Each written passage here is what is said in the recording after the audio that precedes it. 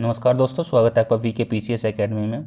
आज की वीडियो में लेकर आए हम ये पेपर है यूपीपीएससी का पेपर है 2024 का। ठीक है, इसमें हमने दो पार्ट देख लिए हैं। इसमें पहला और दूसरा और तीसरा हम आज की वीडियो में देखेंगे। ठीक है, इसमें हम 101 से लेके 150 क्वेश्चन तक देखेंगे। ठीक, इसमें सेकंड में देखे थे हमने वही 50 से लेके 51 से लेके 100 तक। ठीक, और पहली में देखे थे हमने 1 से लेके 50 तक। ठीक है, 50-50 क्वेश्चन के हैं। चलिए क्वेश्चन देखते हैं क्या है। क्वेश्चन कह रहा है निम्नलिखित में से कौन से जोड़े का मिलान सही नहीं है। ऑप्शन ए है विधि की समक्ष समानता, और जो इसमें इसके सामने दिया नागरिकों एवं गैर नागरिकों दोनों के लिए सुनिश्चित की गई है। लोक सेवाओं में अवसर की समानता, इसके सामने दिया गया है केवल भारत के नागरिकों के लिए सुनिश्चित है। ठीक है, सी ऑप्शन में है किसी नए राज्य की स्थापना करना, ये संसद की शक्ति। और डी ऑप्शन है किसी राज्य का नाम, राज्य विधानमंडल की शक्तियाँ, नाम बदलना, राज्य विधानमंडल की शक्तियाँ। बताइए कौन सा राइट होगा इसमें।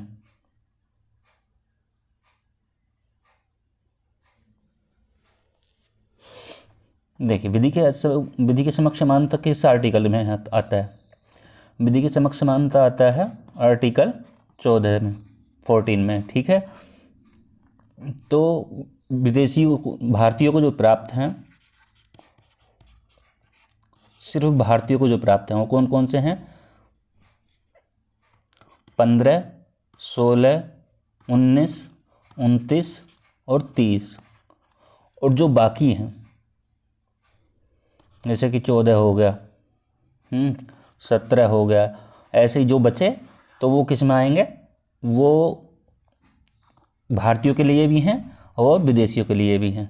ठीक है, तो ये ऑप्शन तो ठीक है क्योंकि आर्टिकल 14 में आते हैं, तो ये दोनों के लिए है, भारत के नागरिकों के लिए भी है और विदेशी नागरिकों के लिए भी है। ठीक है, और यदि बात बी ऑप्शन की करें, लोक सेवाओं में अवसर की समानता, तो ये किस में आता है, ये आता है आपका 16 में। ठीक है, आर्टिकल 16 में आता है। ठीक, और इसके सामने दिया है केवल भारत के नागरिकों के लिए सुनिश्चित है। तो हमने बात की थी 15 और 16 की। ठीक, तो इसमें 16 है तो ये भी ठीक है। यदि बात करें सी ऑप्शन की, किसी नए राज्य की स्थापना करना, यदि इसके अनुच्छेद की बात करें, किस अनुच्छेद के अंतर्गत आता है ये आता है आर्टिकल 2 के तहत। ठीक, ये संसद की शक्ति होती है। किसी राज्य का नाम बदलना, अब यही बचा हमारे पास, तो ये किस में होगा, ये होगा ऑप्शन डी राइट। ठीक है, चलिए क्वेश्चन देख लेते हैं अगला। देखिए, भारत की संचित निधि किसमें है, तो वो है 266 में। ठीक, वित्त आयोग की बात करें वो है 280 में। ठीक, वित्तीय आपातकाल की बात करें वो है 360 में। और भारत के नियंत्रक महालेखा परीक्षक, जिसको हम कैग भी कहते हैं, वो है आर्टिकल 148 में। ठीक, अब देखिए कौन कौन से राइट होंगे, इसमें बताना कौन सा राइट होगा। पहले का पहला है तो ये दोनों ऑप्शन तो कट जाएंगे। ठीक, अब बचे दो ऑप्शन हमारे पास में। बात करें दूसरे की, वित्त आयोग, बी का थर्ड किसमें है, इसमें है, इसमें नहीं है, तो ये वाला भी गलत हो जाएगा, सी ऑप्शन राइट होगा। यदि बात करें भारत की संचित निधि की, तो ये भारत सरकार के जो सभी राजस्व होते हैं, जैसे कि कौन कौन से, आयकर, निगम कर, सीमा शुल्क, उत्पादन शुल्क। ठीक है, और यदि बात करें आकस्मिकता निधि की, नहीं, इसमें जो संचित निधि है इस पर जो व्यय हो जाए, खर्च जो निकलता है, जैसे कि राष्ट्रपति के वेतन भत्ते इसी से दिए जाएंगे, राज्यसभापति के और उपसभापति के, लोकसभा अध्यक्ष के और उपाध्यक्ष के वेतन भत्ते इसी से दिए जाएंगे। और जो सुप्रीम कोर्ट के न्यायाधीश की जो पेंशन होती है वो भी भारत के संचित निधि से दी जाएगी। ठीक है, चलिए इसी तरह की एक निधि और है आकस्मिकता निधि।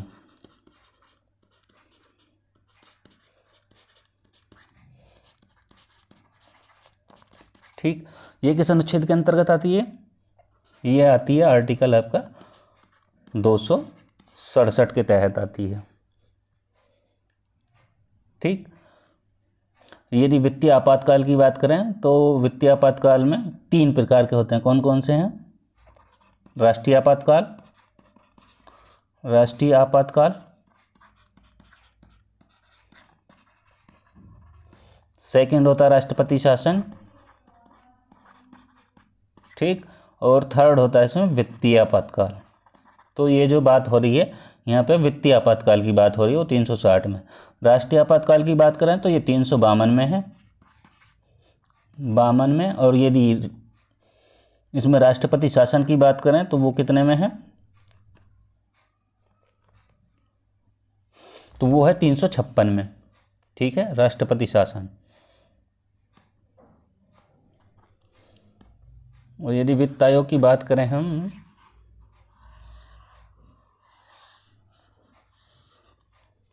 चलिए वित्त आयोग की बात करें तो इसका गठन कौन करता है? गठन करता है राष्ट्रपति। राष्ट्रपति के द्वारा गठन किया जाता है।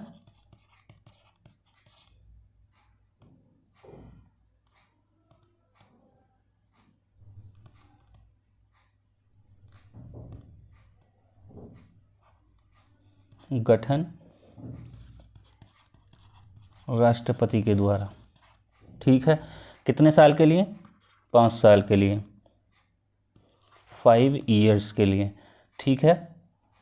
यदि बात करें प्रथम अध्यक्ष की तो प्रथम अध्यक्ष कौन थे? वो थे केसी नियोगी। ठीक है। इसमें कितने सदस्य होते हैं? इसमें होता है एक सदस्य, एक अध्यक्ष होता है, एक अध्यक्ष होता है और 4 अन्य सदस्य होते हैं। ठीक है, 4 अन्य सदस्य। तो इसमें कितने होते हैं टोटल? 5 सदस्य होते हैं। ये तो आपने देख ही लिया किस अनुच्छेद के अंतर्गत आता है? 280 के अंतर्गत आता है। ठीक है। यदि यहाँ वित्तीय आयोग की जगह यहाँ पर होता राज्य वित्त आयोग, राज्य वित्त आयोग, तो किस अनुच्छेद के अंतर्गत आता है वो? वित्तीय आयोग। तो किस आर्टिकल के अंतर्गत आएगा ये? तो ये आएगा 243 का 6। ठीक।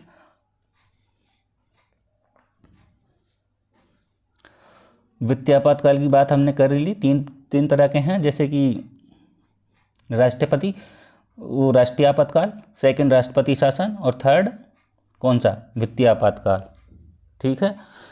ये राष्ट्रीय आपातकाल जो किसके वो बल पे होता है? जैसे कि किस वजह से होता है? जैसे कि युद्ध चल रहा हो, बाह्य युद्ध या बाह्य आक्रमण या सशस्त्र विद्रोह के आधार पर राष्ट्रपति शासन लगाया जाता है। ठीक है। और राष्ट्रीय आपातकाल लगाया जाता है। और राष्ट्रपति शासन में क्या होता है? जब संवैधानिक तंत्र विफल हो जाता है, ठीक है, तो तब लगाया जाता है राष्ट्रपति शासन। ठीक है। 2 महीने की अवधि होती है।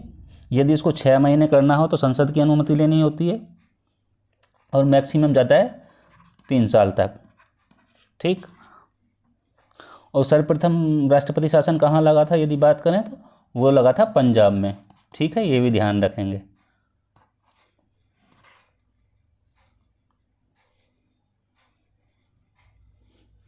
चलिए अगला क्वेश्चन देखते हैं। चलिए थोड़ा वित्त इसके कैग के बारे में देख लेते हैं। भारत के नियंत्रक महालेखा परीक्षक के बारे में, ये छूट रहा था ना, चलो देख लेते हैं इसके बारे में भी क्या क्या है। आपने आर्टिकल तो देखा किस में है? 148 में है। ठीक है। इसकी जो नियुक्ति करता है, नियुक्ति जो होती है वो राष्ट्रपति के द्वारा होती है, राष्ट्रपति के द्वारा। ठीक। और कार्यकाल जो होता है,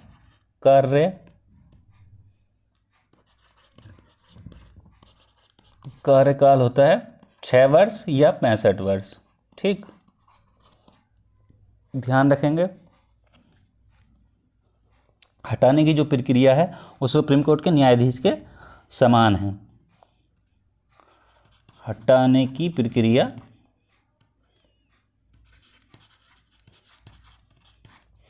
न्यायाधीश के समान।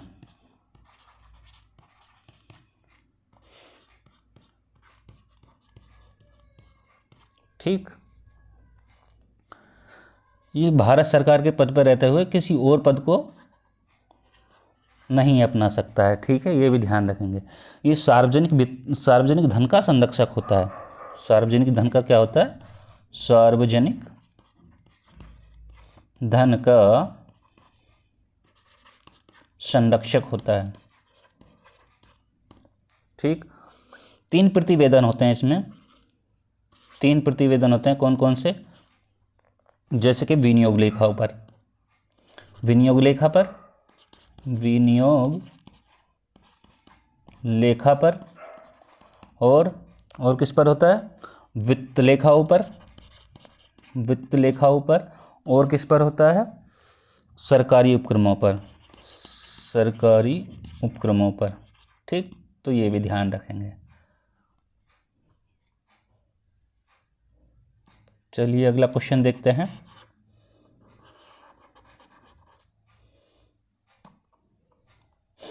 क्या है क्वेश्चन? भारतीय संविधान में शोषण के विरुद्ध अधिकार के अंतर्गत निम्नलिखित में से किसकी परिकल्पना की गई है? फर्स्ट है अस्पृश्यता का अंत, सेकंड है मानव देह व्यापार और बलात्श्रम का निषेध, थर्ड है कारखानों और खदानों में बच्चों की मजदूरी का निषेध, और फोर्थ है इसमें अल्पसंख्यकों के हितों की सुरक्षा। ऑप्शन ए है 2 और 3, ऑप्शन बी है 3 और 4, ऑप्शन सी है 1 और 2, और ऑप्शन डी है 1 और 4। बताइए क्या राइट होगा इसमें?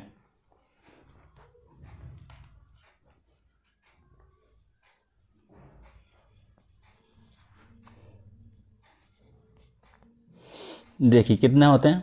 समानता का अधिकार, समानता का अधिकार, स्वतंत्रता का अधिकार,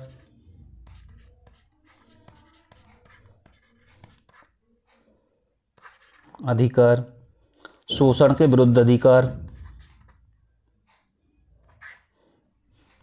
ठीक है, तो ये किस में आएगा? देखिए समानता का अधिकार जो है वो है 14 से 18 में। ठीक, ये है 19 से 22 स्वतंत्रता का अधिकार, 19 से 22, और जो शोषण के विरुद्ध अधिकार है ये है 22 और 23 में। ठीक है, ध्यान रखेंगे।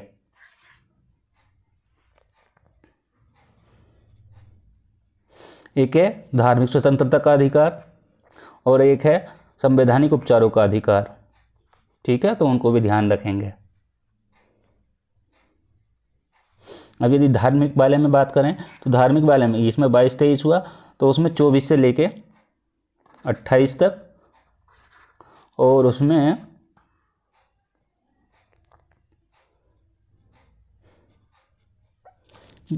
संवैधानिक उपचारों का अधिकार में आर्टिकल 32। ठीक, इसके तहत सुप्रीम कोर्ट में रिट भी जारी किए जाते हैं सुप्रीम कोर्ट द्वारा। ठीक है, अस्पृश्यता का अंत किस में है? अस्पृश्यता का अंत पहले ये पता होना चाहिए किस में, किस आर्टिकल में, तो ये है आर्टिकल 17 में। ठीक, यदि आर्टिकल 17 की बात करें तो किस में आएगा? तो ये आएगा समानता का अधिकार में। तो ये समानता का अधिकार तो पूछ नहीं रहा, ये तो पहले ही गलत हो गया। यदि बात करें मानव देह व्यापार और बलाश्रम निषेध, और कारखानों और खदानों में बच्चों को मजदूरी का निषेध, ये दो जो हैं ये हैं आपके 22 और 23 में। ठीक, तो ये आएंगे शोषण के विरुद्ध अधिकार में, और ये अल्पसंख्यकों के हितों की रक्षा जो है ये आएंगे वो आर्टिकल 29-30 में। तो ये भी नहीं आएगा, तो 2 और 3 आंसर होगा, ऑप्शन ए राइट होगा। ठीक है, चलिए अगला क्वेश्चन देखते हैं। क्वेश्चन है निम्नलिखित समूहों में से किसमें केवल आगत उपकरण इनपुट डिवाइस है? ऑप्शन ए है माउस कीबोर्ड प्रिंटर, बी है माउस कीबोर्ड प्रोजेक्टर, सी है माउस कीबोर्ड मॉनिटर, और डी है माउस कीबोर्ड स्कैनर। बताइए क्या राइट होगा?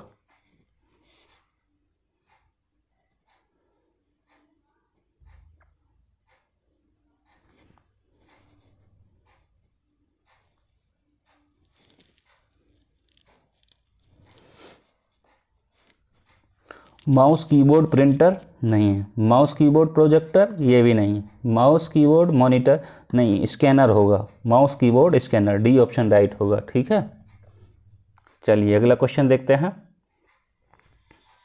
क्वेश्चन है कंप्यूटर मेमोरी का वह कौन सा भाग है जो विद्युत आपूर्ति बाधित होने पर भी अपरिवर्तनशील रहता है? ऑप्शन ए है REM, ऑप्शन बी है RAM RAM, और ऑप्शन सी है ROM ROM, और डी है उपयुक्त में से कोई नहीं। बताइए कौन सा राइट होगा?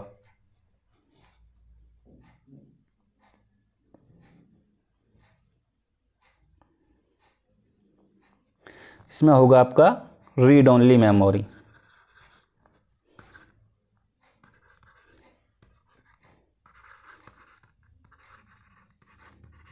कौन सा? ROM, सी ऑप्शन राइट होगा। ठीक है, ये है रैंडम एक्सेस मेमोरी। ठीक, चलिए अगला क्वेश्चन देखते हैं। क्वेश्चन है निम्नलिखित में से कौन सा फ़ारेनहाइट और सेल्सियस डिग्री सेल्सियस, ठीक है, डिग्री के बीच सही संबंध दर्शाता है? ऑप्शन ये है C degree 9/5 F degree plus 32, और इसमें कितना है 273.15, और इसमें कितना है प्लस 32, और इसमें भी ठीक है, ये उल्टा कर दिया है बस। बताइए कौन सा राइट होगा?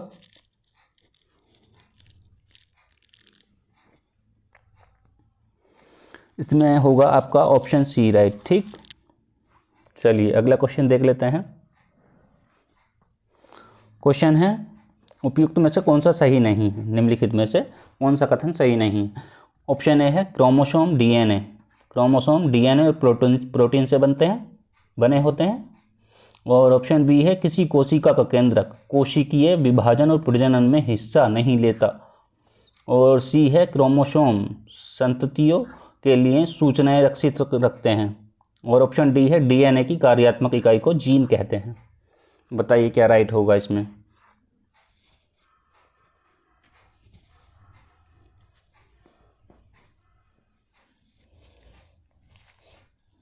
क्रोमोसोम DNA और प्रोटीन के बने होते हैं। ठीक है, यह है किसी कोशिका का केंद्रक कोशिकीय विभाजन या प्रजनन में हिस्सा नहीं लेता है, तो इसका ऑप्शन बी राइट होगा।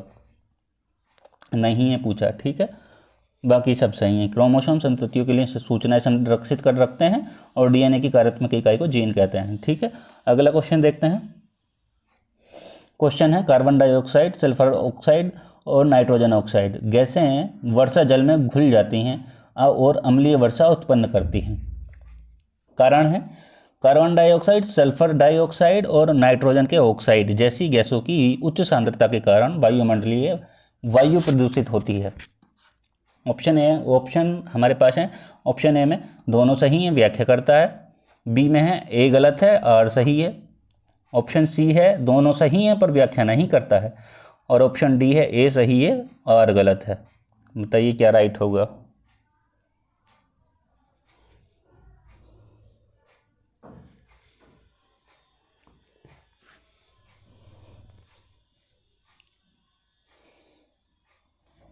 कार्बन डाइऑक्साइड और सल्फर डाइऑक्साइड और नाइट्रोजन ऑक्साइड जैसी गैसें वर्षा जल में घुल जाती हैं। ठीक है, अम्ल वर्षा उत्पन्न करती हैं, ये ठीक है। कार्बन डाइऑक्साइड, सल्फर ऑक्साइड और नाइट्रोजन के ऑक्साइड जैसी गैसों उच्च सांद्रता के कारण वायुमंडलीय प्रदूषित होती हैं, ये भी सही है।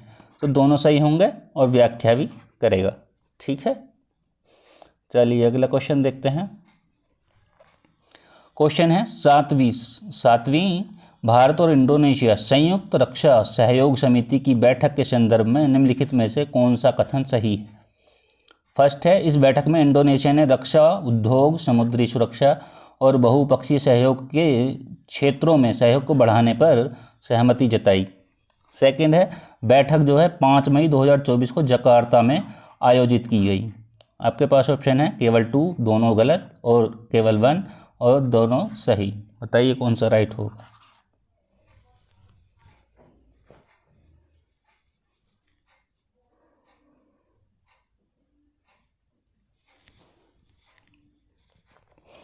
इस बैठक में इंडोनेशिया ने रक्षा उद्योग और समुद्री सुरक्षा और बहुपक्षीय सहयोग के क्षेत्रों में सहयोग बढ़ाने पर सहमति जताई। ठीक है, यह बैठक 5 मई 2024 को जकार्ता में आयोजित की गई। जकार्ता में तो आयोजित नहीं की गई थी, तब कहाँ की गई थी? वो की गई थी नई दिल्ली में की गई थी, नई दिल्ली में। ठीक है।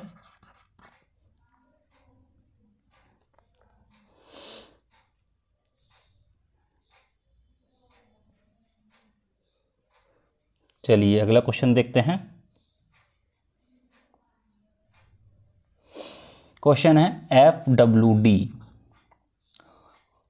200B के संदर्भ में निम्नलिखित में से कौन सा कथन सही है। ऑप्शन फर्स्ट है, यह है भारत का पहला स्वदेशी बम वर्षक UAV विमान है और इसकी जो पेलोड क्षमता है वो 100 किलोग्राम है। ऑप्शन है केवल 2, दोनों में से कोई सही नहीं है। और ऑप्शन सी में केवल 1, ऑप्शन डी में दोनों सही। बताइए क्या राइट होगा।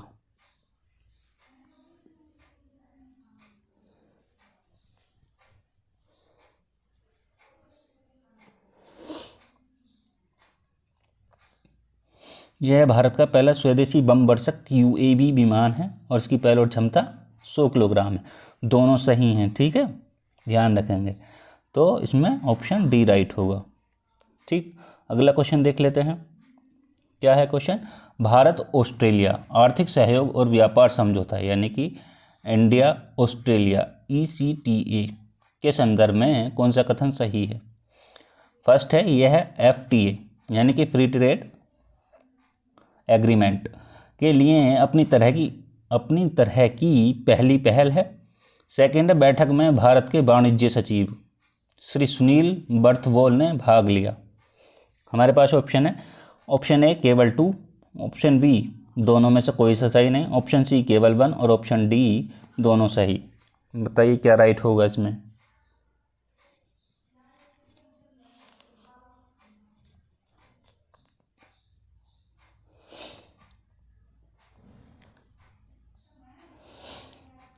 FTA होता है फ्री ट्रेड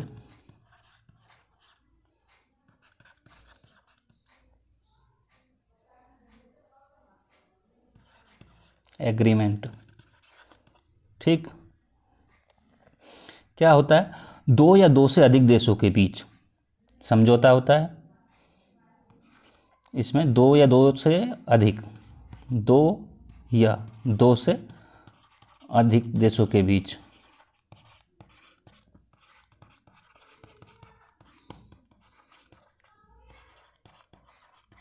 समझौता होता है। ठीक, इसमें क्या होता है, व्यापार निवेश को बढ़ावा दिया जाता है। व्यापार एंड निवेश को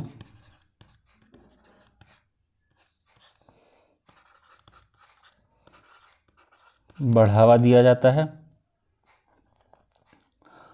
और टैरिफ होता है, टैरिफ कोटा और अन्य व्यापारिक बाधा को कम करने या समाप्त करने पर सहमति होती है। ठीक है, टैरिफ कोटा और अन्य व्यापारिक बाधा को कम करने या समाप्त करने पर सहमत होते हैं। ठीक है, इसका उद्देश्य क्या है, यदि हम इसके उद्देश्य की बात करें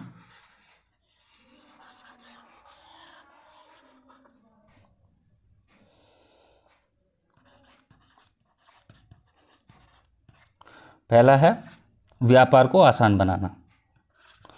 दोनों देश मिलेंगे तो क्या करेंगे, व्यापार को आसान बनाने की कोशिश करेंगे। ठीक, सेकंड, निवेश को बढ़ाएंगे, बढ़ावा। थर्ड, यदि बात करें तो आर्थिक विकास को बढ़ावा मिलेगा, आर्थिक विकास को बढ़ावा। ठीक,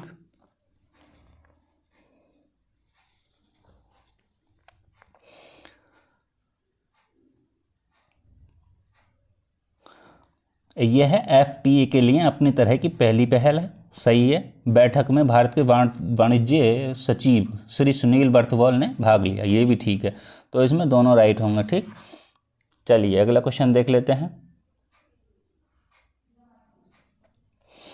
क्वेश्चन है, एक तरफ संयुक्त सैन्य अभ्यास दिए हैं और एक तरफ तिथियां दी हैं। ऑप्शन ए है भारत और उज्बेकिस्तान संयुक्त सैन्य अभ्यास डस्टलिक, किसे हमने दिया 19 से 27 फरवरी 2024।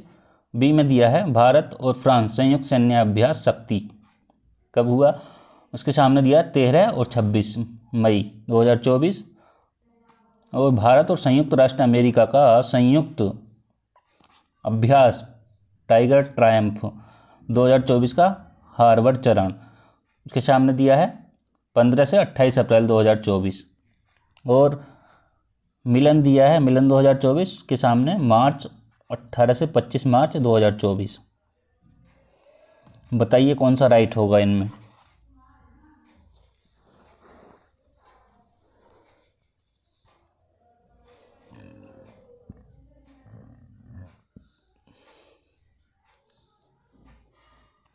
देखिए ये हुआ है 18 अप्रैल, 15 से 18 अप्रैल,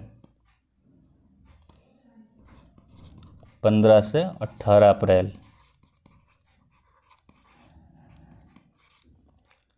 ठीक, सेकंड हुआ है 13 से 26 मई, 13 से 26 मई को हुआ है। और यदि बात करें टाइगर ट्रैम्प की तो ये हुआ 18 से 25 मार्च, 18 से 25 मार्च।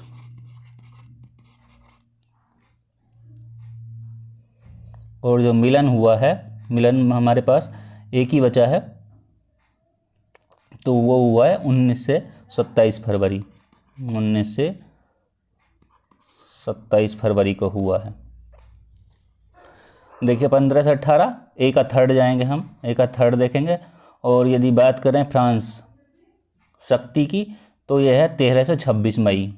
ठीक, ए का थर्ड और बी का सेकंड, ए का थर्ड बी का सेकंड, हमको बी ऑप्शन मिल रहा है। ठीक है, तो बी ऑप्शन राइट हो जाएगा। चलिए अगला क्वेश्चन देखते हैं। क्वेश्चन है सक्सगाम घाटी के संदर्भ में निम्नलिखित कथनों में विचार करना है, कौन सा सही है। फर्स्ट है, यह घाटी रणनीतिक रूप से महत्वपूर्ण क्षेत्र है जो पाकिस्तान के कब्जे वाले कश्मीर का हिस्सा है, पीओके का हिस्सा है। सेकंड है, भारत ने इस घाटी में चीन द्वारा किए जा रहे बुनियादी ढांचे के विकास पर विरोध दर्ज कराया है। ऑप्शन है केवल 2, बी है दोनों में से कोई सही नहीं, ऑप्शन सी है केवल 1 और ऑप्शन डी है दोनों सही। बताइए क्या राइट होगा।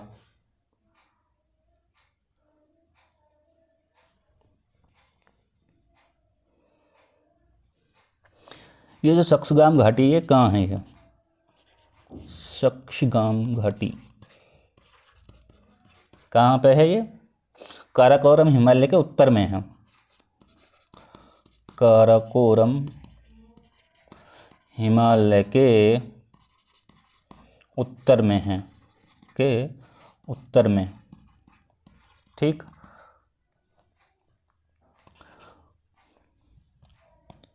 सिनजियांग प्रांत में, सिनजियांग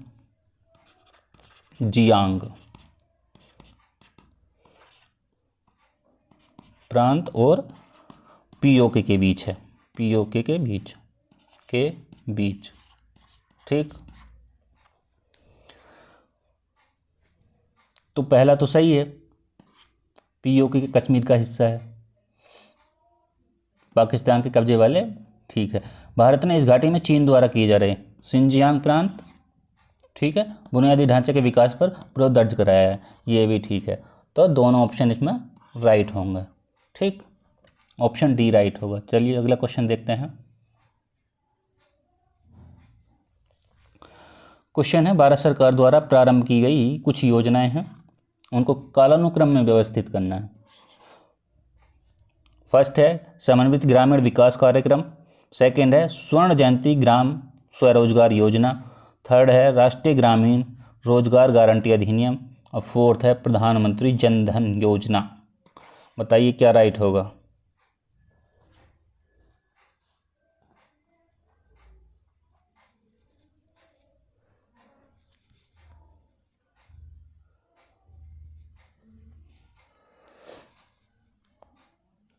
ये जो बना था समन्वित ग्रामीण विकास कार्यक्रम जो बनाया, ये बना 1978 में, 1978 1978 में बना था, ठीक है। लेकिन लागू कब किया गया इसको?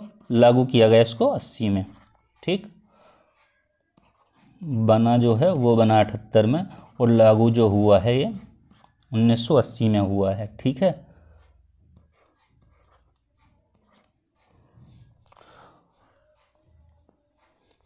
यदि इसके उद्देश्य की बात करें, उद्देश्य क्या है इसका? ग्रामीण क्षेत्रों में गरीबी को कम करना। ग्रामीण क्षेत्रों में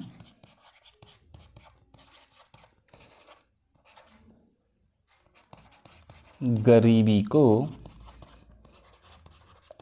कम करना, ठीक। और वंचित लोगों को रोजगार के अवसर प्रदान करना। जो गरीब हैं, वंचित हैं रोजगार से, उन लोगों को रोजगार के अवसर प्रदान करना, ठीक है। दूसरा भी हो गया। तीसरा है ग्रामीण लोगों के जीवन स्तर में सुधार। तीसरा, ग्रामीण लोगों के जीवन स्तर में सुधार, ठीक है। यदि बात करें स्वर्ण जयंती ग्राम स्वरोजगार योजना, ये कब आई थी? ये आई थी 1999 में शुरू की गई थी। 1999 में शुरू की गई थी, ठीक है। इसका उद्देश्य क्या था? यदि इसके उद्देश्य की बात करें, ग्रामीण क्षेत्रों में गरीबी रेखा से नीचे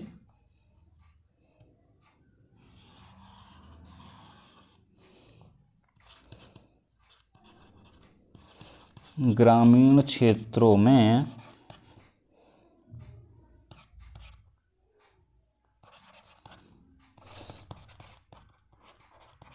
गरीबी रेखा से नीचे रहने वाले गरीब परिवारों, नीचे रहने वाले गरीब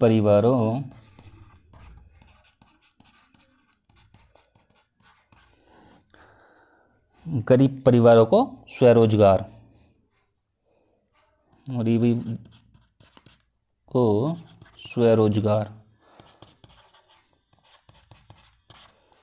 ठीक, अपनाने में मदद करना। अपनाने में मदद करना, ठीक। यदि बात करें राष्ट्रीय ग्रामीण रोजगार गारंटी अधिनियम की, तो इसको हम पहले नरेगा कहते थे, अब मनरेगा कहते हैं, ठीक है। मनरेगा भी कहते हैं।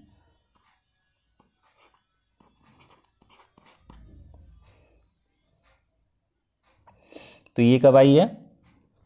यही 2005 को, लेकिन आई 2005 को, लेकिन लागू हुई थी 6 में।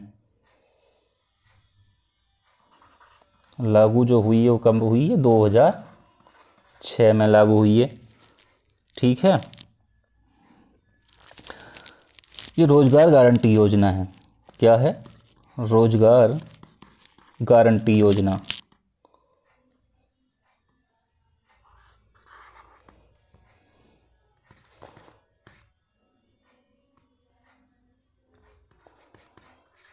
रोजगार गारंटी योजना है। इसमें क्या होता है? 100 दिन का रोजगार दिया जाता है। 100 दिन का रोजगार, ठीक है। और यदि बात करें प्रधानमंत्री जनधन योजना की, तो ये कब आई थी?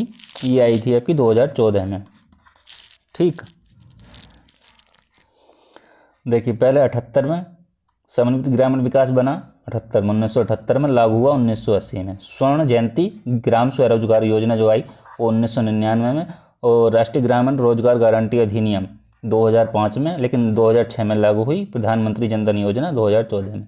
अब इनका क्रम लगा के 1 2 3 4 एक ऑप्शन में आएगा, ठीक है। चलिए अगला क्वेश्चन देखते हैं। क्वेश्चन है आर्थिक समृद्धि के संदर्भ में निम्नलिखित में से कौन से कथन सही हैं? फर्स्ट है भारतीय अर्थव्यवस्था एक अल्प विकसित अर्थव्यवस्था है। सेकेंड है भारतीय अर्थव्यवस्था एक मिश्रित अर्थव्यवस्था है। और थर्ड है इसमें जे एम कीन्स अर्थशास्त्र के जनक हैं।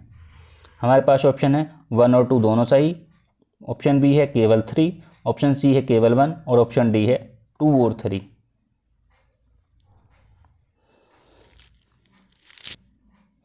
बताइए क्या राइट होगा इसमें।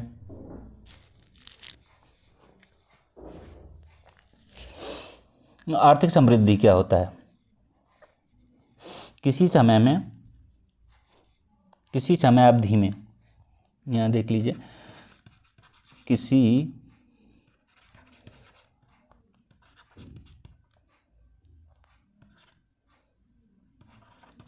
समय अवधि में किसी देश की आय में वास्तविक वृद्धि, किसी देश की आय में वास्तविक वृद्धि से है,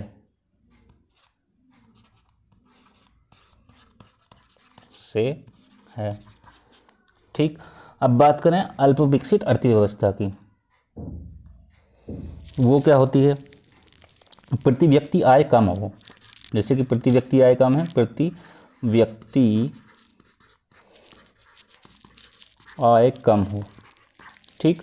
जीवन स्तर निम्न हो, जीवन स्तर निम्न हो, ठीक, उसको हम अल्प विकसित अर्थव्यवस्था कहेंगे।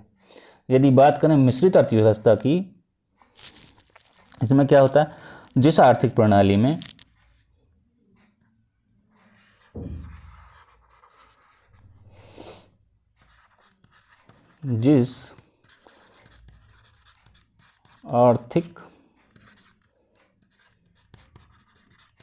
में सार्वजनिक और निजी क्षेत्र, सार्वजनिक एंड निजी क्षेत्र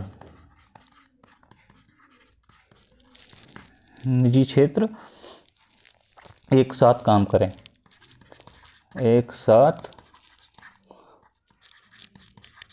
करें, ठीक। भारतीय क्या है? अल्प विकसित अर्थव्यवस्था है और मिश्रित अर्थव्यवस्था भी है, ये दोनों ठीक हैं। और यदि बात करें अर्थशास्त्र के जनक कौन है? वो हैं एडम स्मिथ। कौन है? एडम स्मिथ इसके जनक हैं, ठीक है। यदि बात करें व्यष्टि अर्थशास्त्र की, उनके जनक कौन है? व्यष्टि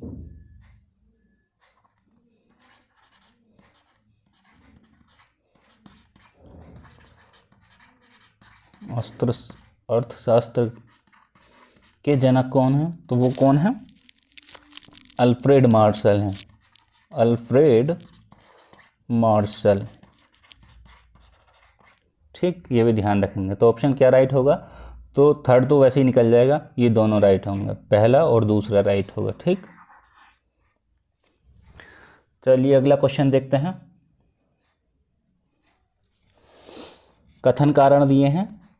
राष्ट्रीय मुद्रा का वह मूल्य जो विदेशी मुद्रा की मांग और आपूर्ति द्वारा तय होता है उसे नम्य विनिमय दर कहते हैं।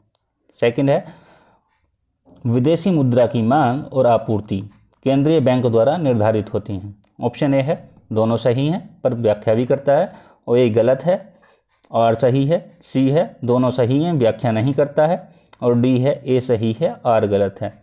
बताइए क्या राइट होगा।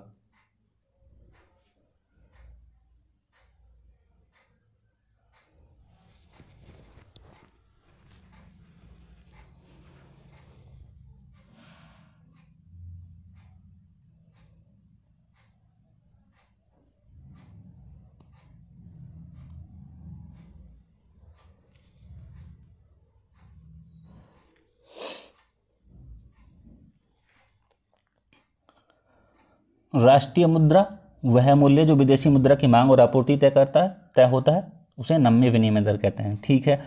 विदेशी मुद्रा की मांग और आपूर्ति केंद्रीय बैंक द्वारा निर्धारित होती है, नहीं, ये गलत है। तो आपका डी ऑप्शन होगा, ठीक है। यदि बात करें हम राष्ट्रीय मुद्रा की, तो वो किसी भी देश की आधिकारिक मुद्रा जिसका उपयोग देश के भीतर और वस्तुओं और सेवाओं के भुगतान के लिए किया जाता है।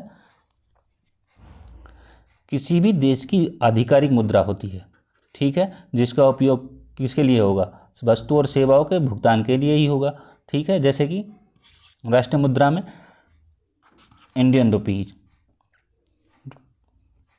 INR, ठीक है। यदि बात करें विदेशी मुद्रा की बात करें तो किसी दूसरे देश की मुद्रा होती है, ठीक है, और जिसका उपयोग जो है अंतर्राष्ट्रीय व्यापार के लिए, निवेश के लिए और वित्तीय लेन देन के लिए होता है, ठीक। जैसे कि डॉलर, येन, रियाल, ठीक। विनिमय दर क्या होती है? विनिमय दर एक देश की मुद्रा का दूसरे देश की मुद्रा में मूल्य है। जैसे कि एक मुद्रा को दूसरी मुद्रा में बदलने के लिए कीमत देनी पड़ती है और उसे मापा जाता है, ठीक। चलिए अगला क्वेश्चन देखते हैं। क्वेश्चन है, भारत के संदर्भ में निम्नलिखित घटनाओं पर विचार करना है। ऑप्शन ए है बैंकों का राष्ट्रीयकरण, बी है क्षेत्रीय ग्रामीण बैंकों का गठन यानी कि रीजनल रूरल बैंक का गठन, और थर्ड है बैंक शाखाओं द्वारा गांवों को गोद लेना। हमारे पास ऑप्शन क्या क्या है? भारत में वित्तीय समावेशन प्राप्त करने के लिए उठाया गया कदम माना जा सकता है। ऑप्शन है ए है 2 और 3, केवल 2 to 3, और बी है 1 2 3, और सी है 1 और 2, और डी है केवल 3। बताइए क्या राइट होगा इसमें।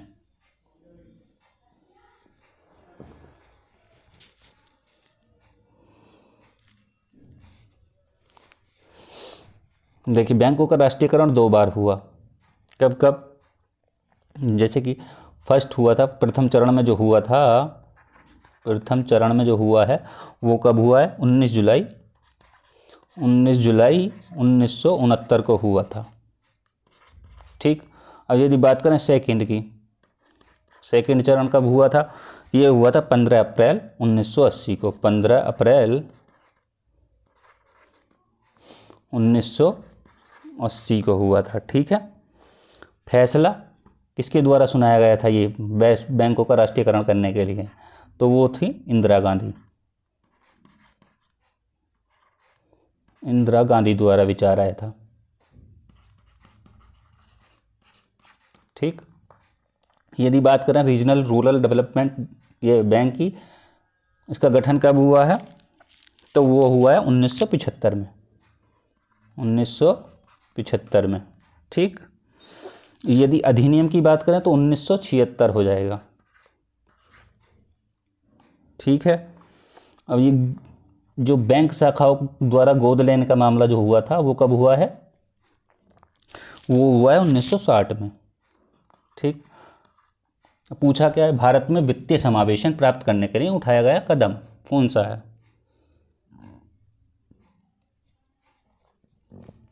तो इसमें कौन सा होगा? ऑप्शन बी राइट होगा, तीनों सही होंगे, ठीक।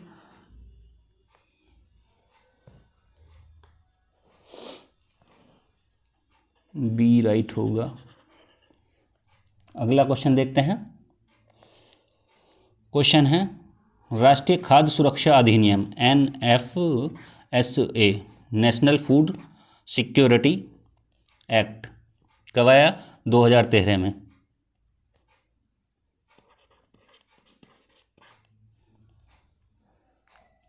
ठीक है। जुलाई में आया था, जुलाई 2013, ध्यान रखेंगे, जुलाई 2013। फर्स्ट है 75% ग्रामीण और 50% शहरी जनसंख्या तक विस्तारित होगा। सेकंड है इसमें महिलाओं और बच्चों के पोषण समर्थन पर विशेष ध्यान दिया गया है। सेकंड है 5 जुलाई 2010 को लागू किया गया। देखिए जो हमने पहले ही बता दिया है तो ये तो पहले ही गलत हो गया, ठीक है। ऑप्शन है 2 3, ऑप्शन बी है 1 1 3, और सी है 1 2 3, और डी है 1 और 2। बताइए क्या राइट होगा इसमें।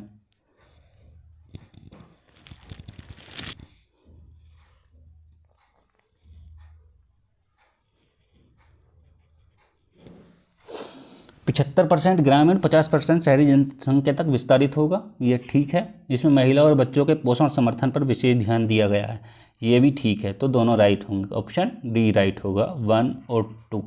ठीक, चलिए अगला क्वेश्चन देखते हैं।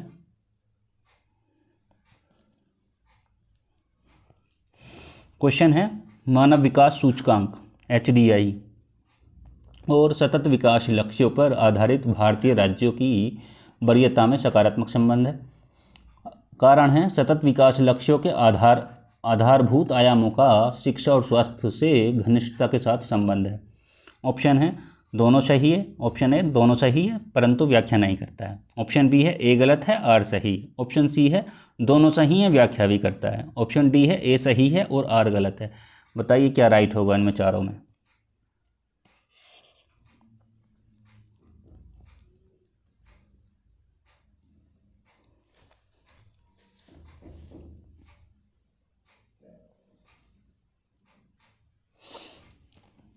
देखिए मानव विकास सूचकांक UNDP द्वारा जारी किया जाता है, UNDP United Nation Development Program के तहत।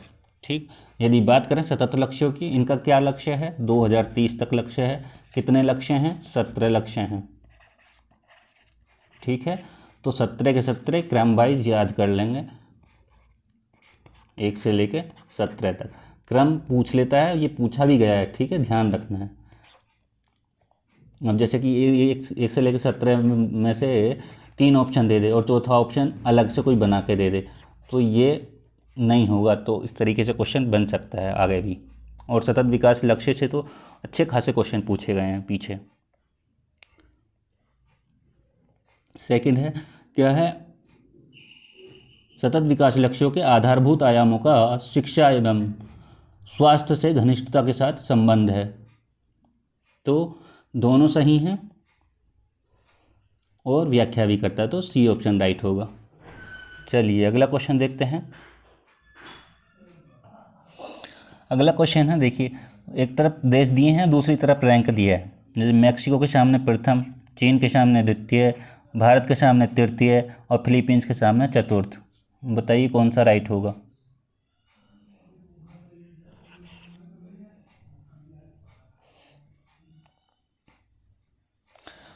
मैक्सिको की राजधानी मैक्सिको सिटी है, ये ध्यान रखेंगे, और चीन की बीजिंग है, और यदि बात करें भारत की नई दिल्ली, और यदि फिलीपींस की बात करें तो मनीला। ठीक,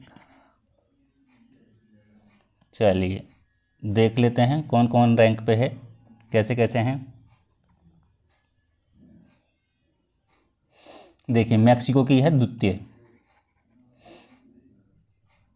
और यदि बात करें चीन की, चीन है तृतीय पे। ठीक, यदि बात करें भारत की, भारत है प्रथम पर, और फिलीपींस की बात करें तो वह है चतुर्थ पर। ठीक, ए का 2 बी का 3, ए का 2 बी का 3 एक में ही है, बी ऑप्शन राइट होगा। ठीक है, चलिए अगला क्वेश्चन देखते हैं। क्वेश्चन दिया है राज्य और 2019 से लेकर 23 के दौरान आधारभूत संरचनाओं पर किए गए खर्च के अनुसार श्रेष्ठता क्रम। ऑप्शन ए के सामने दिया है महाराष्ट्र के सामने दिया है प्रथम, उत्तर प्रदेश के सामने दिया द्वितीय, तमिलनाडु के सामने दिया तृतीय और कर्नाटक के सामने दिया चतुर्थ। बताइए क्या राइट होगा।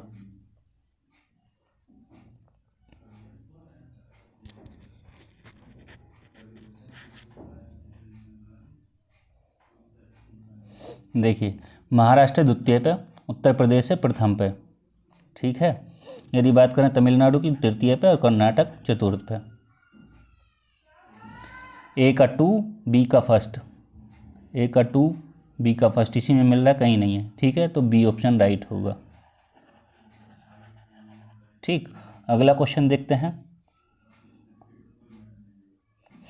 क्वेश्चन है भारतीय संविधान का अनुच्छेद 352 आपातकालीन स्थिति की घोषणा से संबंधित है। सेकंड है आपातकालीन स्थिति किसी भी समय उत्पन्न हो सकती है। ऑप्शन है, ऑप्शन ए में दोनों सही हैं, व्याख्या नहीं है, व्याख्या सही नहीं करता है, और ऑप्शन बी है ए गलत है और सही है, ऑप्शन सी है दोनों सही हैं व्याख्या करता है, ऑप्शन डी है ए सही है आर गलत है। बताइए क्या राइट होगा।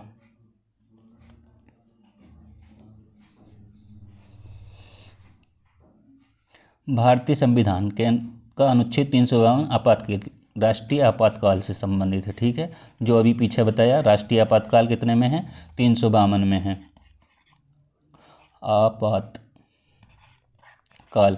और यदि राष्ट्रपति शासन की बात करें, ये 352 में है, और राष्ट्रपति शासन की बात करें वो 356 में है, और वित्तीय आपातकाल की बात करें तो वो 360 में है। ठीक है, तो पहला ऑप्शन तो राइट है।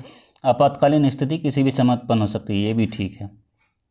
भारतीय संविधान का अनुच्छेद 352 आपातकालीन स्थिति की घोषणा से संबंधित है, क्योंकि आपातकालीन स्थिति किसी भी समय उत्पन्न हो सकती है, व्याख्या नहीं करता है। ऑप्शन ए राइट होगा। ठीक है, चलिए अगला क्वेश्चन देखते हैं।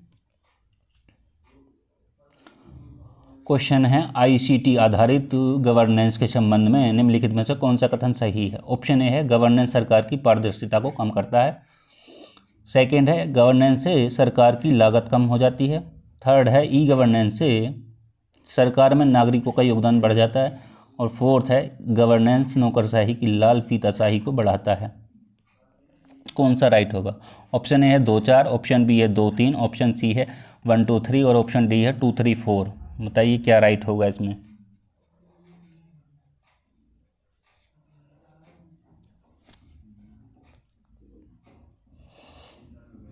देखिए, ई गवर्नेंस सरकार की पारदर्शिता को कम क्यों करेगा भाई, कम नहीं करेगा, बढ़ाएगा। ठीक। सेकंड, गवर्नेंस, ई गवर्नेंस से सरकार की लागत कम हो जाती है, ये ठीक है। और यदि बात करें, ई गवर्नेंस से सरकार में नागरिकों का योगदान बढ़ जाता है, ये भी ठीक है। और ये कह रहा है ई गवर्नेंस नौकरशाही की लाल फीताशाही को बढ़ाता है, नहीं कम करता है। ठीक है, तो इसमें होगा आपका 2 3 राइट। ठीक, अगला क्वेश्चन देखते हैं। संघ लोक सेवा आयोग निम्नलिखित में से किस स्रोत और किन स्रोतों से कार्य शक्तियाँ प्राप्त होती हैं। ऑप्शन ए है संविधान, ऑप्शन बी है संसदीय कानून, ऑप्शन सी है कार्यकारी नियम और आदेश, और ऑप्शन फोर्थ है परंपराएं। अब इसमें दिया है, कूट दिए हैं 1 और 2, 1 और 3, केवल 1 और 1 2 3 4 चारों। बताइए क्या राइट होगा। ये क्या है, एक संवैधानिक निकाय है। संवैधानिक निकाय है, स्थापना 1926 में हुई है। किस अधिनियम के तहत, 1919 के अधिनियम के तहत इसकी स्थापना हुई है। ठीक है, भाग 14 में आता है, भाग 14 में आता है। ठीक है, आर्टिकल 315 से लेके 323 तक आता है। आर्टिकल 315 से लेके कितने तक आता है, 323 तक, 323 तक ये सेवाएं आती हैं। और जो मुख्यालय है वो है धौलापुर हाउस, यानी कि नई दिल्ली में। धौलापुर हाउस कहाँ है, नई दिल्ली। ठीक, तो इसमें आपका संविधान भी है, संसदीय कानून भी है, कार्यकारी नियम भी हैं और आदेश भी हैं और परंपराएं भी हैं। तो ऑप्शन डी राइट होगा, सारे राइट होंगे। ठीक, अगला क्वेश्चन देखते हैं। निर्वाचन आयोग संवैधानिक निकाय दिए हैं और एक तरफ संवैधानिक अनुच्छेद दिए हैं। निर्वाचन आयोग के सामने दिया है सुमेलित करना है, ये नहीं देखना नहीं वाला नहीं है इसमें। ठीक, ये नहीं है तो सही सुमेलित, यानी एक सुमेलित होगा, बाकी सब गलत होंगे। ऑप्शन ए है 165 में निर्वाचन आयोग, और ऑप्शन बी में दिया है अनुसूचित जाति आयोग के सामने 148, वित्त आयोग के सामने दिया 263 और राष्ट्रीय पिछड़ा वर्ग आयोग के सामने दिया 340। बताइए कौन सा राइट होगा इसमें।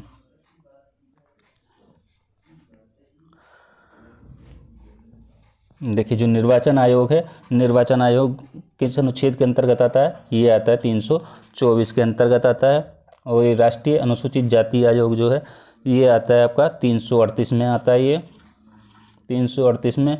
यदि वित्त आयोग की बात करें तो हमने पहले ही बात की है पीछे, तो ये आता है आपका 280 में। ठीक है, और यदि पिछड़े वर्ग की बात करें, देखिए ये 165 किससे संबंधित है, ये है राज्य का महाधिवक्ता, यानी कि एडवोकेट जनरल है, एडवोकेट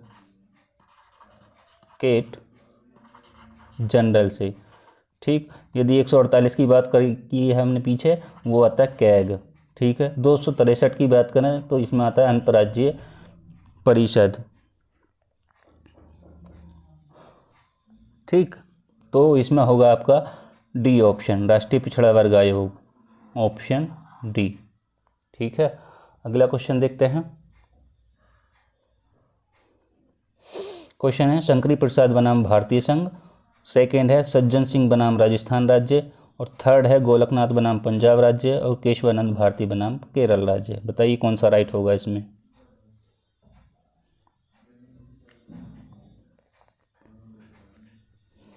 देखिए शंकरी प्रसाद जो आया था वो कब आया था, ये आया था आपका 1951 में आया है। और यदि सज्जन सिंह की बात करें तो ये आया 1965 में आया है। गोलकनाथ की बात करें तो ये 1967 में आया है। और यदि केशवानंद भारती की बात करें तो ये आया 1973 में। ठीक। 51, 65, 67 और 73, कौन सा 1, 2, 3, 4, ऑप्शन सी राइट होगा। ठीक। अगला क्वेश्चन देखते हैं क्या क्वेश्चन है। क्वेश्चन है संशोधनों का उनके कार्यान्वयन के वर्ष से मिलान कीजिए। ऑप्शन ए है 42 में संविधान संशोधन के सामने दिया 85, 52 में संविधान संशोधन के सामने 2011, 86 में संविधान संशोधन अधिनियम के द्वारा सामने दिया 1976, और 96वां संविधान संशोधन के सामने दिया 2002। बताइए क्या राइट होगा।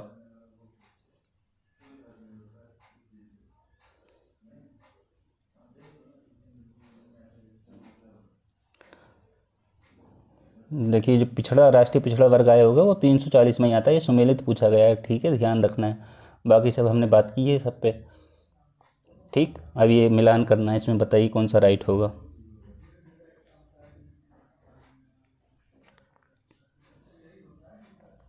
देखिए 42वां संविधान संशोधन कब हुआ है, वो हुआ है आपका 1976 में। यदि बात करें 52वां हुआ है 85 में।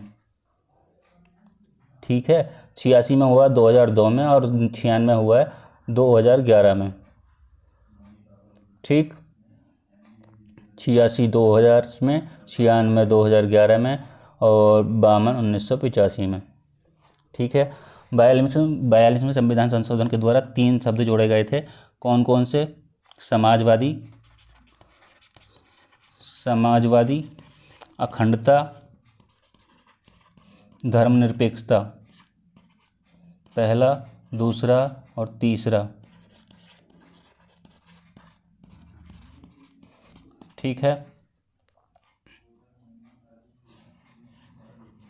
यदि बात करें 52 की, तो 52 में क्या दिया है? 52 में दिया संसद और विधानसभा के सदस्यों की जो अयोग्यता है उससे संबंधित है। 86 बात करें तो शिक्षा से संबंधित है। और 96 की बात करें तो ये उड़ीसा को ओडिशा किया गया था, उससे संबंधित है।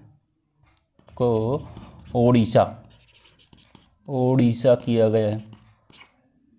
ठीक। कौन सा राइट होगा अब इसमें? तो ए का थर्ड और बी का फर्स्ट, ए का थर्ड बी का फर्स्ट एक में ही है। ठीक है, तो डी ऑप्शन राइट होगा। चलिए अगला क्वेश्चन देखते हैं। क्या क्वेश्चन है? सहकारी संघवाद दिया है। सहकारी संघवाद के सामने केसी वेयर, सौदेबाजी का संघ आइवर जेनिंग्स, अर्ध संघवाद मॉरिस जोन्स, और ऑप्शन डी है केंद्रीकरण की प्रवृत्ति वाला संघवाद ग्रेनविल आइंस्टीन। कौन सा राइट होगा बताइए।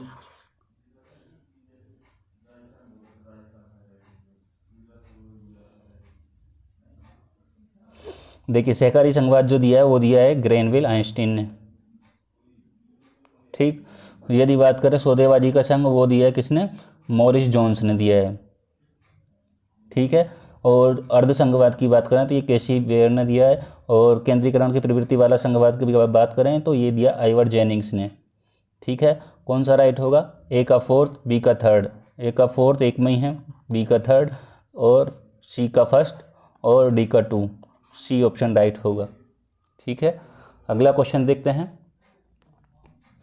क्वेश्चन है बलवंत राय मेहता समिति द्वारा अनुशंसित त्रिस्तरीय पंचायती राज में निम्नलिखित में से कौन सा एक स्तर नहीं है? ऑप्शन ए है पंचायत समिति, ऑप्शन बी है ग्राम पंचायत, ऑप्शन सी है जिला पंचायत और ऑप्शन डी है न्याय पंचायत। बताइए कौन सा राइट होगा। पहले आपको ये पता होना चाहिए कब आई थी। ये आई थी आपकी 1957 में आई थी। ठीक है, किससे संबंधित नहीं है, कौन सा नहीं है, एक स्तर नहीं है इसका, बताइए। तो वो होता है न्याय पंचायत। ठीक, ये इसका उद्देश्य नहीं। ठीक, चलिए अगला क्वेश्चन देखते हैं। क्वेश्चन है लोकपाल और लोकायुक्त अधिनियम 2013 के अनुसार लोकपाल की नियुक्ति राष्ट्रपति द्वारा एक चयन समिति की सिफारिशें प्राप्त करने के बाद की जाएंगी, जिसके अध्यक्ष प्रधानमंत्री होंगे और जिसमें अन्य लोगों के अलावा निम्नलिखित शामिल होंगे। फर्स्ट है भारत के मुख्य न्यायाधीश या उनके द्वारा नाम निर्दिष्ट उच्चतम न्यायालय का कोई न्यायाधीश। सेकेंड है राज्यसभा का सभापति और थर्ड है लोकसभा अध्यक्ष और फोर्थ है लोकसभा में विपक्ष का नेता। बताइए कौन सा राइट होगा, 1 और 2 और 3। ए ऑप्शन, बी ऑप्शन है 2 3 4, सी ऑप्शन है 1 2 3 4 और डी ऑप्शन है 1 3 4। बताइए क्या राइट होगा।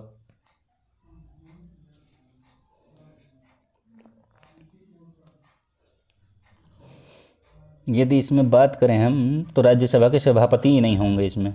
ठीक है, 1 3 4 किसमें है, डी ऑप्शन में, डी ऑप्शन राइट होगा। ठीक है, चलिए अगला क्वेश्चन देखते हैं।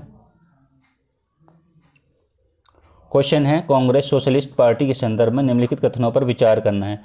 फर्स्ट है जनवरी 1934 में कांग्रेस सोशलिस्ट पार्टी का गठन किया गया था। सेकेंड है समाजवाद से सहानुभूति के होने के कारण औपचारिक रूप से जवाहरलाल नेहरू ने इस दल में शामिल हुए। नेहरू इस दल में शामिल हुए। बताइए कौन सा राइट होगा। आपके पास ऑप्शन है दोनों सही दोनों गलत। ऑप्शन सी है केवल 1, ऑप्शन डी है केवल 2। बताइए कौन सा राइट होगा। जनवरी 1934 में कांग्रेस सोशलिस्ट पार्टी का गठन किया गया, नहीं ये गलत है। समाजवाद से सहानुभूति होने के कारण औपचारिक रूप से जवाहरलाल, नहीं ये भी नहीं है, तो ऑप्शन बी राइट होगा। ठीक है, चलिए अगला क्वेश्चन देखते हैं। क्वेश्चन है निम्नलिखित घटनाओं पर विचार कीजिए, इन्हें कालानुक्रम में व्यवस्थित करना है। फर्स्ट है अबुल फजल की हत्या, सेकेंड है शेख मुबारक की मृत्यु, थर्ड है फैजी की मृत्यु और फोर्थ है दनियाल की मृत्यु। बताइए क्या होगा, क्रम में लगाना है।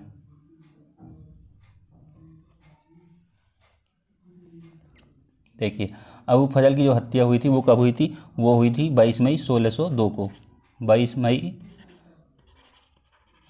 1602 को हुई थी। बात करें शेख मुबारक की, तो ये इनकी जो मृत्यु है वो कब हुई है, 12 अगस्त 1602 को हुई है।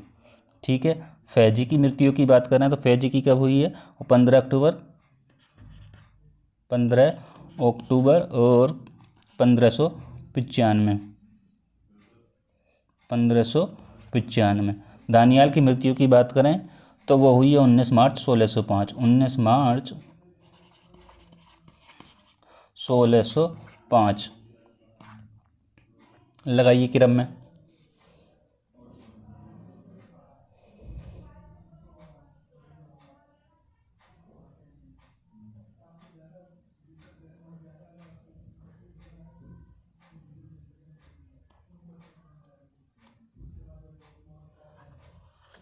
कौन सा राइट होगा,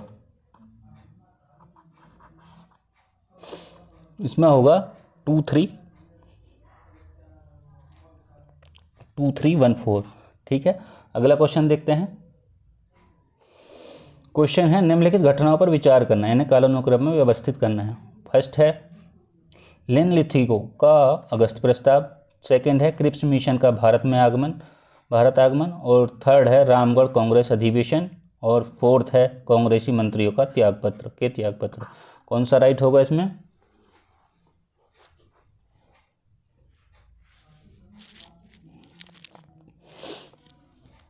देखिए लिनलिथिगो का अगस्त प्रस्ताव कब आया, 1940 में, अगस्त 1940। ठीक, क्रिप्स की बात करें तो ये आया है 42 में।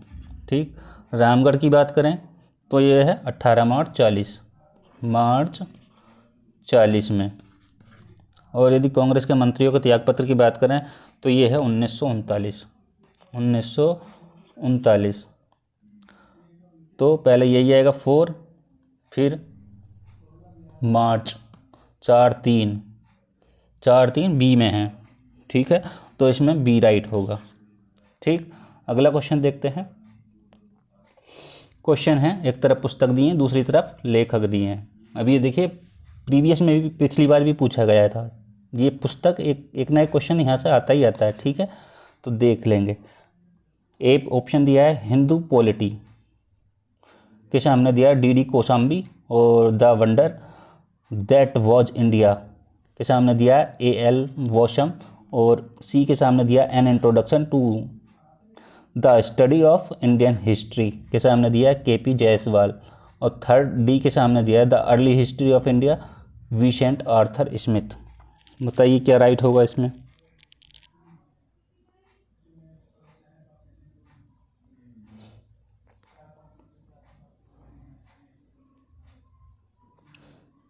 देखिए, हिंदू पॉलिटी जो है, हिंदू पॉलिटी है आपकी K.P. जायसवाल की है।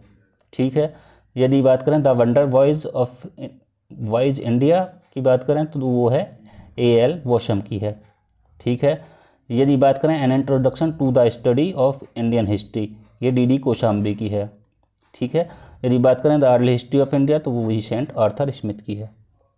बताइए कौन सा होगा अब।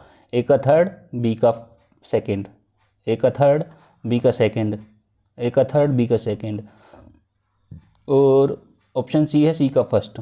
सी का फर्स्ट इसमें ही है। ठीक है, इसमें नहीं है, तो ये गलत हो जाएगा, ऑप्शन सी राइट होगा। चलिए अगला क्वेश्चन देखते हैं।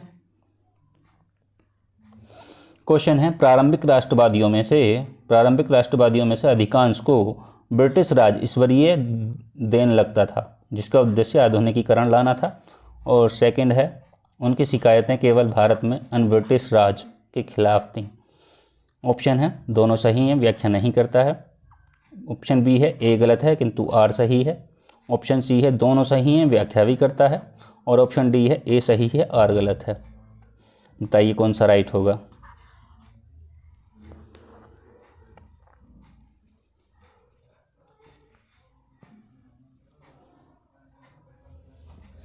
प्रारंभिक राष्ट्रवादियों में से अधिकांश को ब्रिटिश राज ईश्वरीय देन लगता था, जिसका उद्देश्य आधुनिकीकरण लाना था, क्योंकि उनकी शिकायतें केवल भारत में ब्रिटिश राज के खिलाफ थी। दोनों सही हैं, व्याख्या भी करता है। ठीक है, तो ऑप्शन सी राइट होगा। चलिए अगला क्वेश्चन देखते हैं। William A.J. आर्कबोल्ड के संदर्भ में निम्नलिखित में से कौन सा कथन सही नहीं। ठीक है, ऑप्शन ए है वे राजकीय कॉलेज ढाका के प्राचार्य थे। ऑप्शन बी है वे लाहौर कॉलेज के लाहौर प्राचार्य। और सी है वे MAO कॉलेज अलीगढ़ के प्राचार्य थे। और ऑप्शन डी है वे म्योर सेंट्रल कॉलेज इलाहाबाद के प्राचार्य थे। कौन सा राइट होगा इसमें।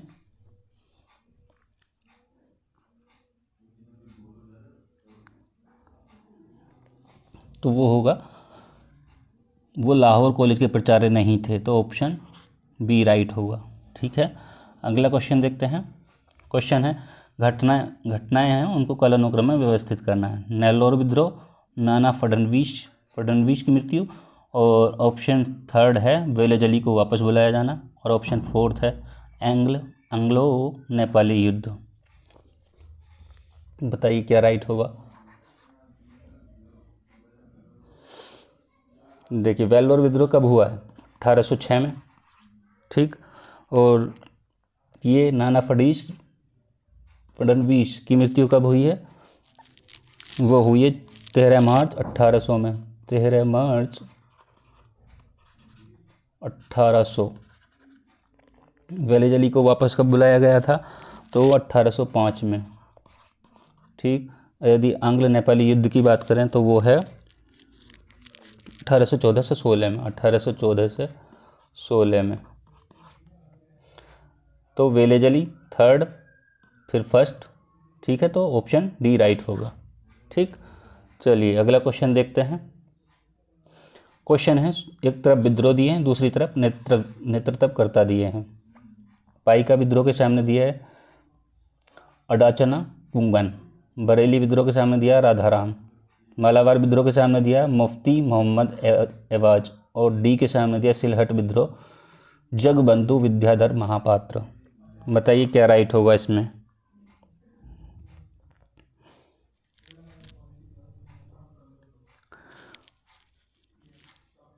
देखिए पाइका विद्रोह कब हुआ है, वो हुआ है 1817 में हुआ है। और यदि बात करें बरेली विद्रोह की तो वो 1816 से लेके 57 तक हुआ है। और यदि बात करें मालाबार विद्रोह की तो वो हुआ है 1921 में। और सिलहट की बात करें तो सिलहट हुआ 74 में, 1874। ठीक। यदि बात करें पाइका विद्रोह की तो वो है जगतबंधु विद्याधर महापात्र। ठीक है। और यदि बात करें बरेली की, बरेली विद्रोह की, वो है मुफ्ती मोहम्मद एवाज। ठीक। यदि बात करें मालाबार विद्रोह की, वो है अडाचना कुंगन। और यदि बात करें सिलहट विद्रोह की, उसमें है राधाराम। तो कौन सा राइट होगा, ए का 4 बी का 3, ए का 4 बी का 3, एक में ये 4, तो ऑप्शन ए राइट होगा। ठीक है। अगला क्वेश्चन देखते हैं। क्वेश्चन है, दिवस दिए गए उन पर विचार करना है और कालानुक्रम में व्यवस्थित करना है।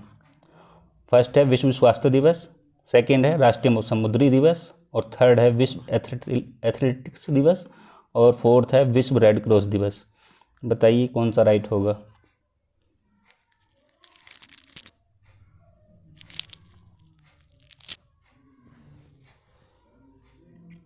विश्व स्वास्थ्य दिवस कब मनाया जाता है, 7 अप्रैल को मनाया जाता है, 7 अप्रैल को। समुद्री दिवस, राष्ट्रीय समुद्री दिवस कब मनाया जाता है, वो मनाया जाता है 5 अप्रैल को। यदि एथलेटिक्स की बात करें तो ये कब मनाया जाता है, ये मनाया जाता है 7 मई को। और यदि रेड क्रॉस दिवस की बात करें तो ये मनाया जाता है 8 मई को। कौन सा राइट होगा, 7 अप्रैल, 5 अप्रैल, 7 अप्रैल, यानी कि बी सेकंड और फर्स्ट एक में ही है, बी ऑप्शन राइट होगा। ठीक।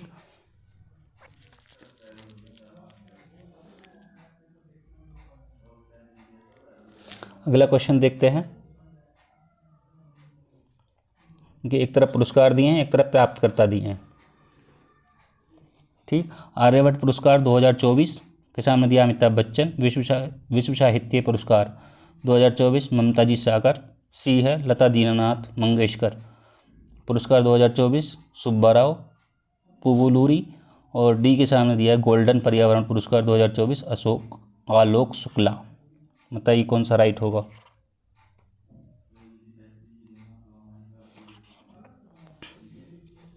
कौन सा राइट होगा इसमें।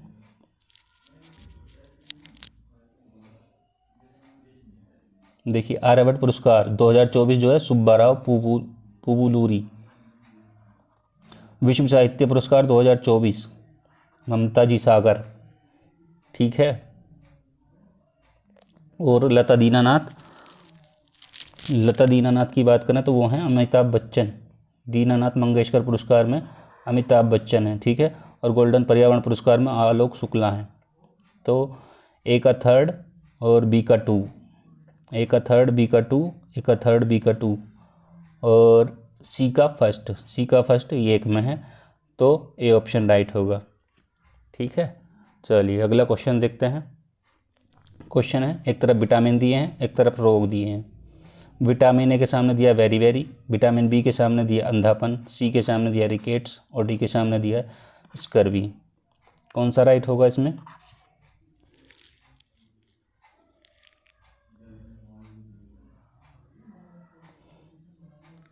देखिए विटामिन ए अंधापन, सेकंड की बात करें विटामिन बी की तो इसमें है बेरी बेरी, सी की बात करें तो स्कर्वी, और डी की बात करें तो रिकेट्स। ठीक है। कौन सा राइट होगा, ए का 2 बी का फर्स्ट, ए का 2 बी का फर्स्ट, ए का 2 बी का फर्स्ट, बी ऑप्शन राइट होगा। ठीक है। चलिए अगला क्वेश्चन देखते हैं। क्वेश्चन है भाषाई अल्पसंख्यकों के लिए विशेष अधिकारी के संदर्भ में कथनों पर विचार करना है।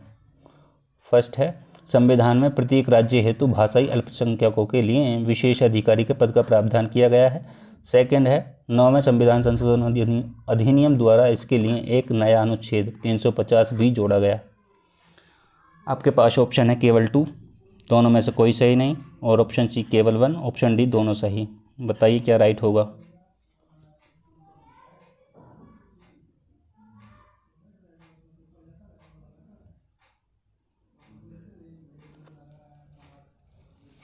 भारतीय संविधान में प्रत्येक राज्य हेतु भाषाई अल्पसंख्यकों के लिए अधिकारी के पद का प्रावधान किया गया नहीं। और सेकेंड है 9वें संविधान संशोधन अधिनियम द्वारा इसके लिए एक नया अनुच्छेद 350 भी जोड़ा गया है, ये भी गलत है। ठीक है, तो इसमें होगा ऑप्शन बी राइट। ठीक, अगला क्वेश्चन देखते हैं। क्वेश्चन है भारतीय संविधान की समवर्ती सूची में शामिल हैं। ऑप्शन फर्स्ट है व्यापार और वाणिज्य, सेकेंड है समानों में मिलावट, और ऑप्शन थर्ड है उत्तराधिकारी। ए है दोनों 1 और 3, ऑप्शन बी है 1 2 3, ऑप्शन सी है केवल 1, और ऑप्शन डी है 2 और 3। कौन सा राइट होगा।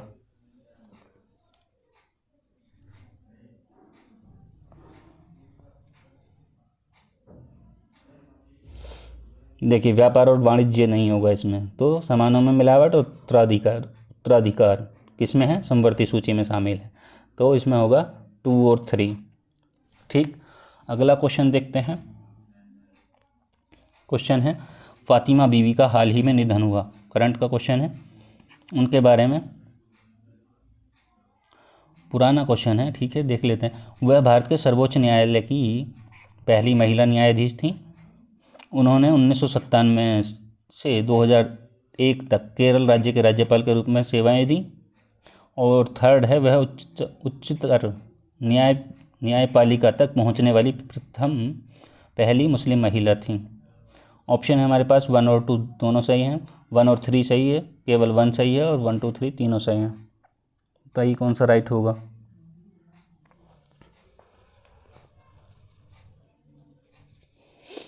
इसमें सेकंड वाला गलत हो जाएगा। ठीक है, और 1 और 3 राइट होंगे, तो ऑप्शन बी राइट होगा। ठीक, अगला क्वेश्चन देखते हैं। क्वेश्चन है राष्ट्रीय बौद्धिक संपदा अधिकार नीति के संदर्भ में निम्नलिखित कथनों पर विचार करना है। फर्स्ट है दोहा विकास एजेंडा ट्रिप्स समझौते के प्रति भारत की प्रतिबद्धता को दोहराता है। सेकंड है औद्योगिक नीति और संवर्धन विभाग भारत में बौद्धिक संपदा अधिकारों के विनिमय दर के विनियमन करने के लिए केंद्रक अभिकरण है। ऑप्शन है केवल 2, ऑप्शन बी है दोनों में से कोई सही नहीं, ऑप्शन सी है केवल 1, ऑप्शन डी है दोनों सही। कौन सा राइट होगा। यह है दोहा, कतर की राजधानी। ठीक, एजेंडा ट्रिप्स समझौते के प्रति भारत की प्रतिबद्धता को दोहराता है। ठीक है, औद्योगिक नीति और संवर्धन विभाग भारत में बौद्धिक संपदा अधिकारी के विनियमन करने के लिए केंद्र का अभिकरण है, ये भी ठीक है, तो इसमें दोनों राइट होंगे। ठीक, अगला क्वेश्चन देखते हैं। क्वेश्चन है संशोधन अधिनियम भारत में स्थानीय शासन संस्थाओं से संबंधित है। ऑप्शन ए है 63 और 64 संविधान संशोधन अधिनियम, और बी है 86 और 87 संविधान संशोधन अधिनियम, और सी है 42 और 43 संशोधन अधिनियम, और ऑप्शन डी है 73 और 74 संविधान संशोधन अधिनियम। कौन सा राइट होगा इसमें।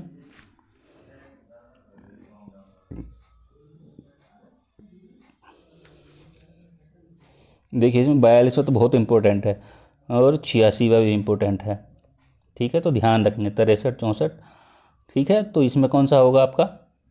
इसमें होगा 73 74 पंचायती राज, यानी कि स्थानीय शासन संस्थाओं से संबंधित है 73 और 74। चलिए अगला क्वेश्चन देखते हैं। क्वेश्चन है लेखक दिए हैं और पुस्तक दिए हैं। देखिए द्वारा पुस्तक दे दिए हैं, यानी कि दूसरा क्वेश्चन है पुस्तक से। इससे लल्लनजी गोपाल के सामने दिया है a comprehensive history of India the Delhi सल्तनत। हबीब एवं निजामी के सामने दिया the economic life of northern India, northern India. और के.एस. लाल के सामने दिया अर्ली चौहान डायनेस्टीज।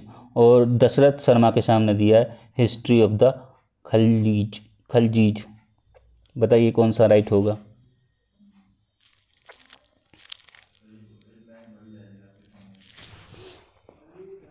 देखिए ललन जी गोपाल का जो है वो है the economic life of northern India. Habib एवं निजामी के सामने a comprehensive history of India. ठीक है, यदि बात करें के.एस. लाल की तो वो है हिस्ट्री ऑफ द खलजीज। और ऑप्शन डी के सामने दशरथ शर्मा अकेले बचे तो अर्ली चौहान डायनेस्टीज। ठीक है, कौन सा राइट होगा, ए का 2, बी का फर्स्ट। एक में ही है तो ऑप्शन ए राइट होगा। चलिए आज के अगला क्वेश्चन देखते हैं। क्वेश्चन है बिहार में जगदीशपुर के जमींदार कुंवर सिंह ने अंग्रेजों के विरुद्ध विद्रोह का नेतृत्व किया। सेकंड है लॉर्ड डलहौजी ने रानी लक्ष्मीबाई के दत्तक पुत्र को उत्तराधिकारी होने की मान्यता प्रदान की। ऑप्शन ए है केवल 2, ऑप्शन बी है दोनों में से कोई सही नहीं, ऑप्शन सी है केवल 1, ऑप्शन डी है दोनों सही। कौन सा राइट होगा।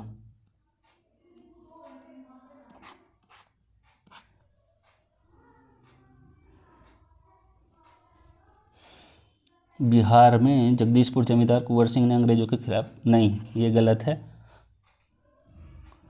बिहार में जगदीशपुर के जमींदार कुंवर सिंह ने अंग्रेजों, ये ठीक है। लॉर्ड डलहौजी ने रानी लक्ष्मीबाई के दत्तक पुत्र को उत्तराधिकारी होने की मान्यता प्रदान की, नहीं ये गलत है। तो इसमें होगा आपका ऑप्शन सी राइट होगा। ठीक है, चलिए अगला क्वेश्चन देखते हैं। क्वेश्चन है विदेशी यात्रियों पर विचार कीजिए, उन्हें आरोही क्रम में कालानुक्रम में व्यवस्थित कीजिए।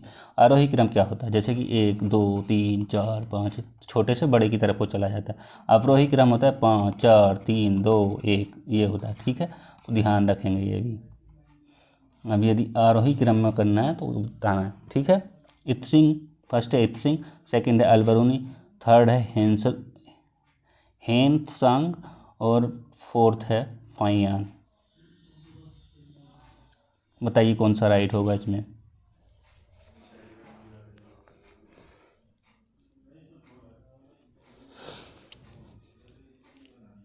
देखिए पहले पाएगा ये, ठीक, फिर यदि बात करें फिर आएगा ये सेकंड पे।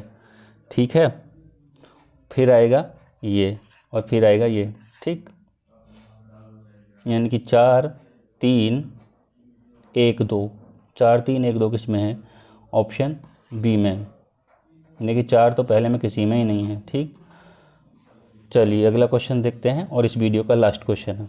क्वेश्चन है बलबन ने अपने शासन को सुदृढ़ बनाया और संपूर्ण सत्ता को अपने हाथ में केंद्रित कर लिया। कारण है वह उत्तर पश्चिम सीमा को मंगोल आक्रमणों से सुरक्षित करना चाहते थे। ऑप्शन है हमारे पास, दोनों सही हैं, व्याख्या भी करता है। बी है ए गलत है, आर सही है। दोनों सही हैं पर व्याख्या नहीं करता है। और डी है ए सही है, आर गलत है। बताइए कौन सा राइट होगा।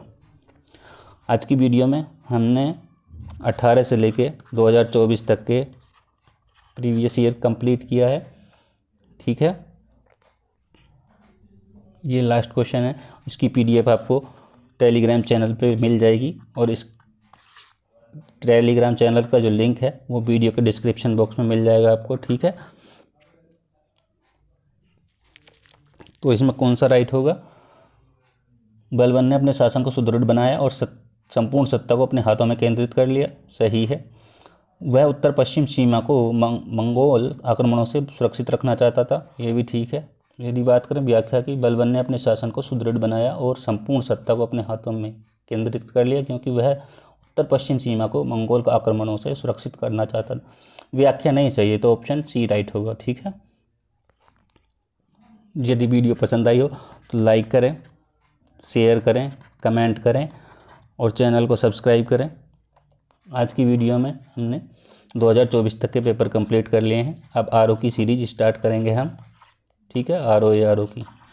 ठीक, आज की वीडियो में इतना ही। Thank you.